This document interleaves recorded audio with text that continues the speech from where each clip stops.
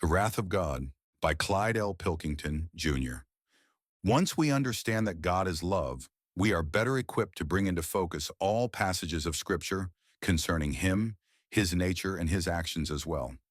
Since God is love, all other qualities attributed to Him are thus always subservient to His love. Much of what we learn about God is presented to us in Scriptures through the figure of speech known as condescension, where human qualities are attributed to God. A. Knoch wrote concerning condescension. When God is spoken of as if he were human or were a part of his creation, this is done in his condescension, so that he may reveal himself in terms within the range of human perception.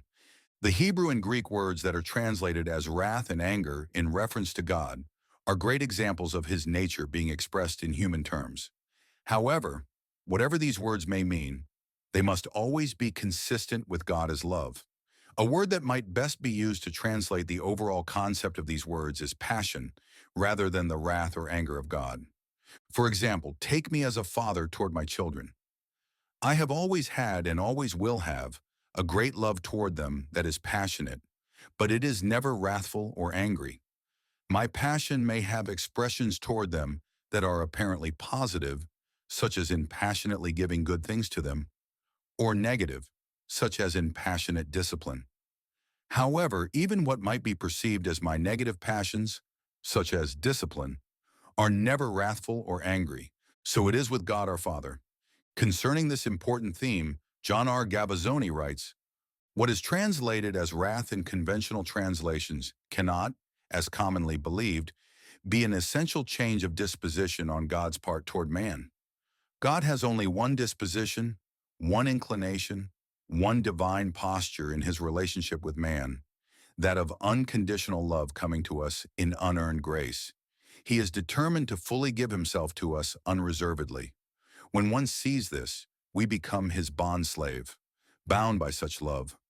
The primary Greek word translated as wrath is orge, from which we get our English words, orgasm, and orgy in their various forms. The word itself and its root conveys aroused passion, excitement, a reaching after, and overlaps in meaning with thumos, translated also as wrath. Ed Brown translates orge as God's intrinsic fervor. I like that.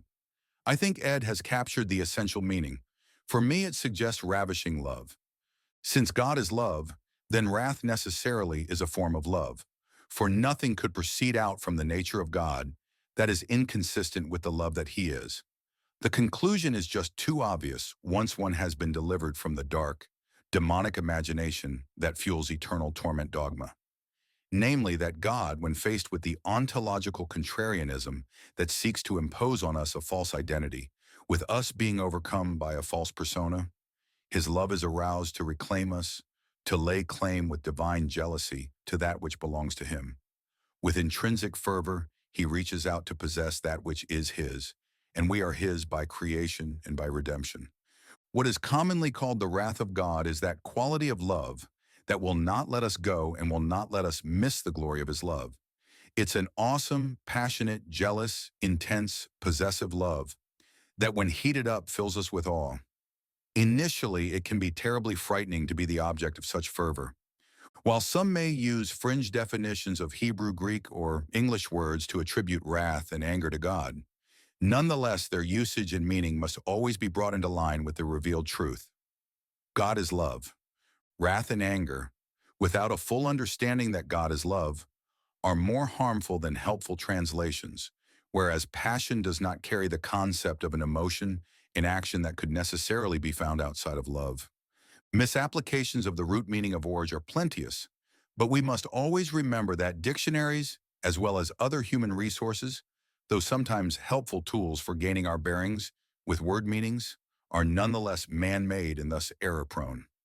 The works of men must not be regarded as divinely authoritative, since they are all extremely susceptible to the prejudice of false paradigms, and thus must always be subjected to the test of the scriptures themselves.